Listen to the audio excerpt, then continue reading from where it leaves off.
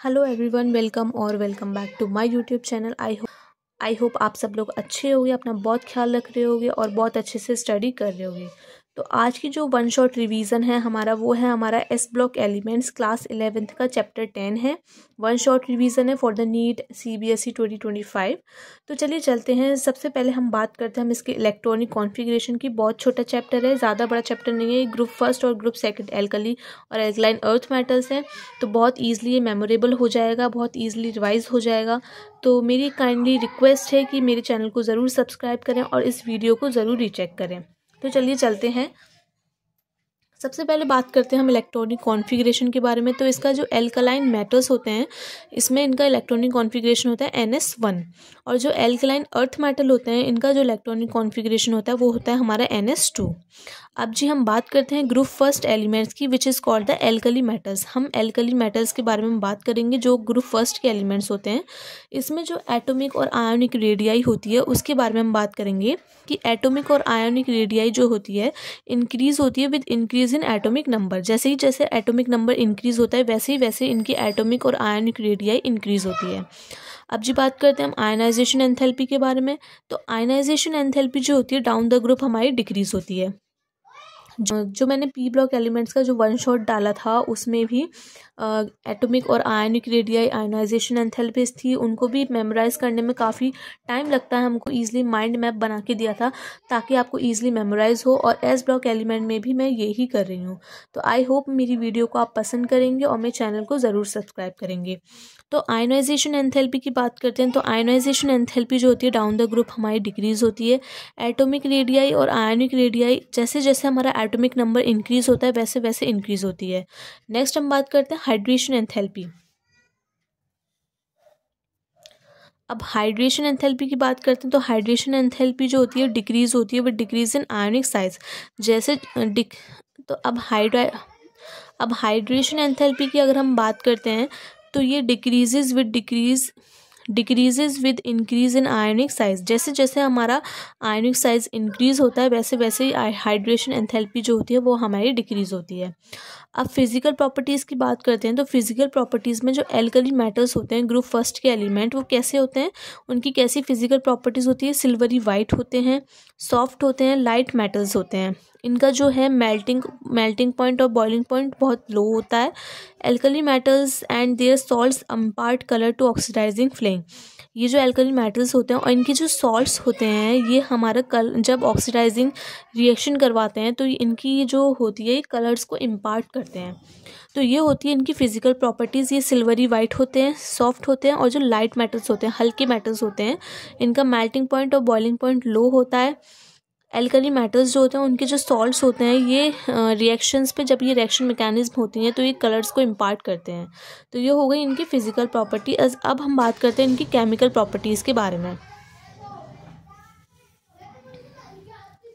Chemical properties देखें तो इसमें कुछ रिएक्शंस आती है, जैसे कि Li+O2 गिव्स आउट Li2O, मतलब इनको रिएक्शंस को बैलेंस करना है। अब अगर हम इसकी प्रॉपर्टीज़ के बारे में बात करते हैं, केमिकल प्रॉपर्टीज़ में ये कुछ रिएक्शंस लिखी हैं मैंने।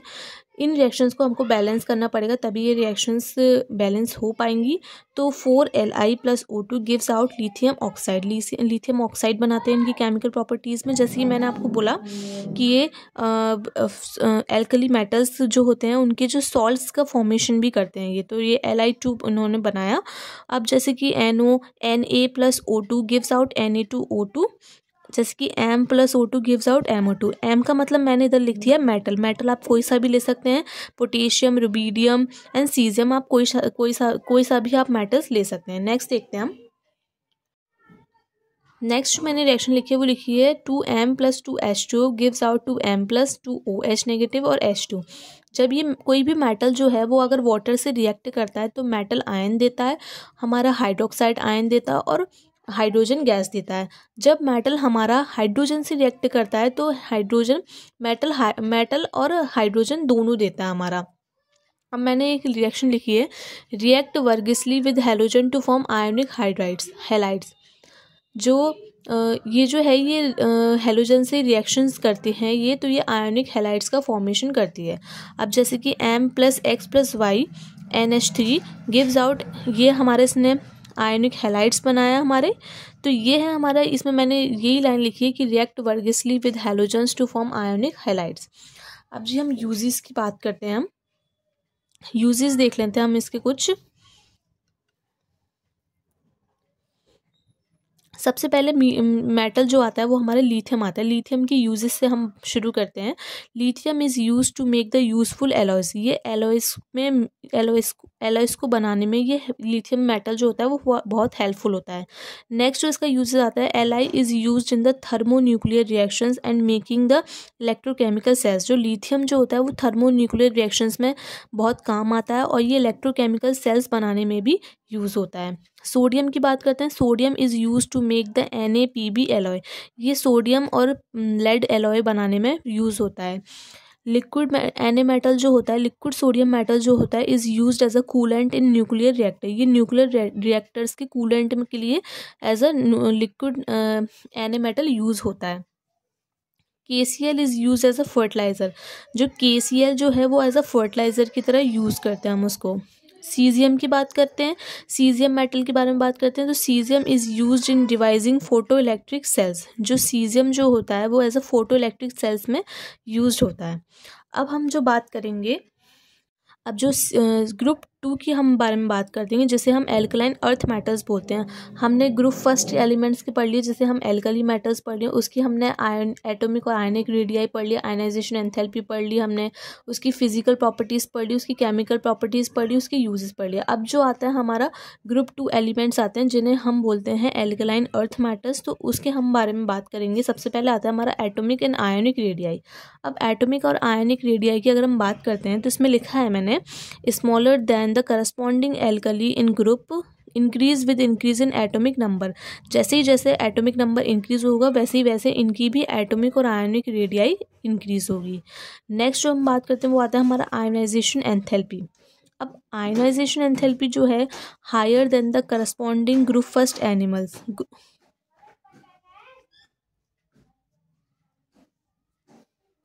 आयनाइजेशन एंथैल्पी की अगर हम बात करते हैं तो इसमें लाइन लिखी है मैंने, higher than the corresponding group 1 metals.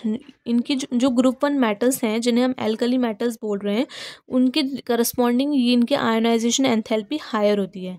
मेरी आपसे रिक्वेस्ट है कि प्लीज़ इस चैनल को ज़रूर सब्सक्राइब करें ताकि आप, और बेल आइकन ज़रूर दबाएं ताकि आपको अगले चैप्टर की नोटिफिकेशन मिलती रहे। मैं सारे के सारे वन शॉट आपको प्रोवाइड करा रही हूँ। जब तक आपका नीट या फिर CBSE बोर्ड एग्ज़ाम आ नहीं जाता तब तक मैं आपको सारे आपको वन शॉट आपको रिवाइज करवा रही हूँ, ताकि अब आपको सारे वन शॉट चैप्टर्स के, मैं आपको सारे चैप्टर्स के वन शॉट रिवाइज करवा रही हूँ। तो मेरी आपसे रिक्वेस्ट है कि काइंडली मेरे चैनल को ज़रूर सब्सक्राइब करें और बेल आइकन ज़रूर दबाएं ताकि आपको अगले चैप्टर्स की नोटिफिकेशन ज़रूर मिलती रहे। क्योंकि ये वो टाइम नहीं है जब आप हर चैप्टर्स को डिटेल्स में पढ़ेंगे। ये वो टाइम है जब आप एक जो चैप्टर है उसका वन शॉट लेके पूरा, मतलब ओवरऑल जो माइंड मैप होता है उसको रिवाइज करके आप इजीली मेमोराइज कर सकें और प्रीवियस ईयर्स क्वेश्चन को प्रैक्टिस कर सकें। तो मैं आपको वही प्रोवाइड करने की कोशिश कर रही हूँ। जो डिटेल्ड एक्सप्लेनेशन है वो हम 2026 में, जो नीट होगा, जो CBSE होगा, वो 2026 के लिए उसको हम प्रिपेयर करेंगे। डिटेल एक्सप्लेनेशन वो मैं बाद में कराऊंगी, बट अभी जो टाइम है वो हमारा वन शॉट का है। तो मैं चाहती हूँ कि आप मेरे चैनल को सब्सक्राइब करें ताकि आपको अगले चैप्टर की नोटिफिकेशन ज़रूर मिले। तो चलिए चलते हैं, बात करते हैं हम ग्रुप 2 एलिमेंट्स की, जिसे हम एल्कलाइन अर्थ मेटल्स बोलते हैं। उसकी हम आयनाइजेशन एंथैल्पी पढ़ लेते। तो ग्रुप वन मेटल जो है हमारा, उसकी जो आयनाइजेशन एंथैल्पी है और इसकी आयनाइजेशन एंथैल्पी ज़्यादा हाई है। अब जो नेक्स्ट मैंने लिखा है आयनाइजेशन एंथैल्पी, हम 1 की बात कर रहे हैं। अब जो नेक्स्ट आता है हमारा आयनाइजेशन एंथैल्पी सेकंड, 2 है हमारी, 1 है और सेकंड है। सेकंड जो है वो स्मॉलर है एल्कली मेटल से। तो ये हो गई हमारी आयनाइजेशन एंथैल्पी। नेक्स्ट अगर हम बात करते हैं हाइड्रेशन एंथैल्पीज़ के बारे में, नेक्स्ट अगर हम बात करें हाइड्रेशन एंथैल्पी के बारे में, तो हाइड्रेशन एंथैल्पी इनकी decrease with increase in ionic size down the group. जैसे जैसे इनका आयनिक साइज इंक्रीज होगा वैसी वैसी इनकी हाइड्रेशन एंथैल्पी डिक्रीज होगी। अब जी फिजिकल प्रॉपर्टीज़ के बारे में हम बात करते हैं, तो फिजिकल प्रॉपर्टीज़ में सिल्वरी वाइट होते हैं, वो भी हमारे सिल्वरी वाइट थे। हमारे लस्चर्स होते हैं ये हमारे, वो सॉफ्ट थे।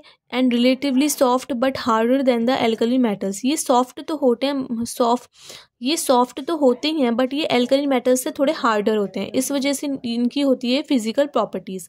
अब अगर हम मेल्टिंग पॉइंट और बॉइलिंग पॉइंट की बात करें, उनका जो मेल्टिंग और बॉइलिंग पॉइंट था वो लो था, इनका जो मेल्टिंग और बॉइलिंग पॉइंट है ये हायर है। अब इलेक्ट्रोपॉजिटिव कैरेक्टर जो होता है इंक्रीज होता है down the group. Down the group जो होता है इनका इलेक्ट्रोपॉजिटिव कैरेक्टर इंक्रीजेज होता है, मतलब ये पॉजिटिव, मतलब ये जो है ये पॉजिटिव चार्ज कैरी करने लग जाते हैं। अब बात करते हैं हम केमिकल प्रॉपर्टीज़ के बारे में। तो केमिकल प्रॉपर्टीज़ की अगर हम बात करें तो बेरिलियम और जो मैग्नीशियम होते हैं वो काइनेटिकली इनर्ट होते हैं टू ऑक्सीजन एंड वाटर। जो बेरिलियम और मैग्नीशियम होते हैं वो काइनेटिक इनर्ट होते हैं टू ऑक्सीजन और वाटर के अकॉर्डिंग। मैग्नीशियम जो होता है वो मोर इलेक्ट्रोपॉजिटिव होता है और बर्न्स इन द एयर। ये मैग्नीशियम की अगर हम मेटल की बात करते हैं, मैग्नीशियम मेटल की अगर हम बात करते हैं तो ये इलेक्ट्रोपॉजिटिव होता है और ये एयर्स में बर्न हो जाता है। कैल्शियम, स्ट्रोंशियम, बेरियम जो मेटल्स होते हैं ये एयर के साथ कांटेक्ट करके ऑक्साइड का फॉर्मेशन करते हैं और नाइट्राइट का भी फॉर्मेशन करते हैं। ये इनकी केमिकल प्रॉपर्टीज़ ही काफ़ी इंपॉर्टेंट है, तो आप ज़रूर रीचेक करिएगा इस वीडियो को। और ये जो चैप्टर है एस ब्लॉक एलिमेंट, भले ही ये छोटा चैप्टर है बट इसमें से 2 या 3 क्वेश्चंस आपके बनते हैं, एग्जाम्स में आते हैं, ज़रूर आते हैं। सो मेक श्योर कि आप प्रीवियस ईयर्स क्वेश्चन इसके ज़रूर करके जाइए। कैल्शियम, स्ट्रोंशियम, बेरियम जो है वो एयर के साथ कांटेक्ट करके ये ऑक्साइड और नाइट्राइट का फॉर्मेशन करते हैं। जैसे कि मैंने रिएक्शंस लिखी है, M+X2 गिव्स आउट MX2। इसमें जो M है वो हमारा मेटल है और X जो है आप उसमें कोई भी हेलोजन ले सकते हैं, फ्लोरीन, क्लोरीन, ब्रोमीन, आयोडीन। अब इसमें कुछ रिएक्शंस हैं, देखिए। BeCl2 plus LiAlH4 gives out the BeH2 plus LiCl plus AlCl3। इसमें जो रिएक्शंस है मैंने बैलेंस करी है। बेरिलियम के आगे हमने 2 लगाया है, तो 2 हमारी बैलेंसिंग करेंगे हम इस इक्वेशन को। तो ये हमारा सॉल्ट्स का फॉर्मेशन भी करते हैं। नेक्स्ट हम इसके यूसेज देखेंगे। यूसेज में हमारा अगर हम बात करते हैं,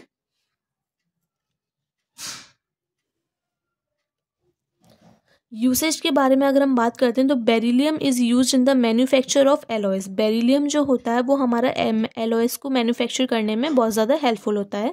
मेटेलिक बेरिलियम जो होता है वो किसके लिए यूज्ड होता है? For making the windows of the X ray tubes. X ray tubes की विंडोज़ को बनाने में मेटेलिक बेरिलियम हमारे यूज होता है। मैग्नीशियम, एल्यूमिनियम एलॉयज़ होते हैं वो हमारे एयरक्राफ्ट कंस्ट्रक्शंस में यूज़ होते हैं। कैल्शियम जो होता है वो हमारा मेटल्स को एक्सट्रैक्ट करने में हेल्पफुल होता है, यूज़ होता है। और जो रेडियम जो होता है वो हमारे रेडियोथेरेपी में यूज़ होता है। तो इनके यूजेस भी काफ़ी इंपॉर्टेंट है। तो आई होप आप मेरी वीडियो को पसंद करेंगे। तो नेक्स्ट हम देखते हैं characteristics of the compound of alkaline earth metals. इनके जो एल्कलाइन अर्थ मेटल्स हैं इनके कैरेक्टरिस्टिक्स कंपाउंड देखते हैं। सबसे पहला आता है हमारा ऑक्साइड्स एंड हाइड्रोक्साइड्स। ऑक्साइड्स और हाइड्रोक्साइड्स के बारे में हम देखेंगे। तो जो एल्कलाइन अर्थ मेटल्स होते हैं वो oxygen burn oxygen to form MO। ये ऑक्सीजन के साथ बर्न होकर ये MO का फॉर्मेशन करते हैं। जो सारे के सारे ऑक्साइड्स होते हैं सिर्फ BeO को छोड़ के, बेरिलियम ऑक्साइड्स को छोड़ के, आर बेसिक इन नेचर। बस BeO को छोड़ के जो BeO है वो हमारा एसिडिक होता है नेचर में, बाकी सारे ऑक्साइड जो होते हैं वो हमारे बेसिक होते हैं नेचर में। जैसे कि ये है, मैंने एग्जांपल लिखा है, MO+H2 वाटर के साथ रिएक्शन करते हैं तो M का OH का होल ट्वाइस बनाते हैं, और जो BeOH का होल ट्वाइस होता है वो हमारा एम्फोटेरिक होता है नेचर में। ठीक है, नेक्स्ट हम देखते हैं हेलाइड्स का। देखते हैं हम हेलाइड्स के बारे में बात करते हैं। तो BE हेलाइड्स को छोड़ के, बेरिलियम के जो हेलाइड्स होते हैं उनको छोड़ के सारे के सारे हेलाइड्स होते हैं वो आयोनिक होते हैं। टेंडेंसी जो होती है हेलाइड्स हाइड्रेट की वो डिक्रीजेस हो जाती है ग्रेजुअली। अब हम ऑक्सो एसिड के सॉल्ट्स देखें तो ये कार्बोनेट्स का फॉर्मेशन करते हैं, सल्फेट्स का करते हैं और नाइट्रेट्स का करते हैं। अगर हम बेरिलियम का एनोमेलस बिहेवियर देखेंगे तो हमारे ये स्मॉल एटॉमिक होते हैं, आयोनिक साइज होते हैं इनका, डज नॉट एग्जिबिट। अगर हम बेरिलियम का एनोमेलस बिहेवियर देखेंगे तो इनका स्मॉल एटॉमिक और आयोनिक साइजेस होता है, does not exhibit coordination number more than 4। ये 4 से ज़्यादा कोऑर्डिनेशन नंबर को ये एग्जिबिट नहीं करता है। इसके जो ऑक्साइड्स और हाइड्रोक्साइड्स होते हैं वो एम्फोटेरिक होते हैं हमारे नेचर में। अब जो बेरिलियम जो होता है सबसे मोस्ट इंपॉर्टेंट लाइन है, ये लाइन आपको हर क्वेश्चन में मिलेगी अगर आप इसका क्वेश्चन करते हैं एस ब्लॉक एलिमेंट का।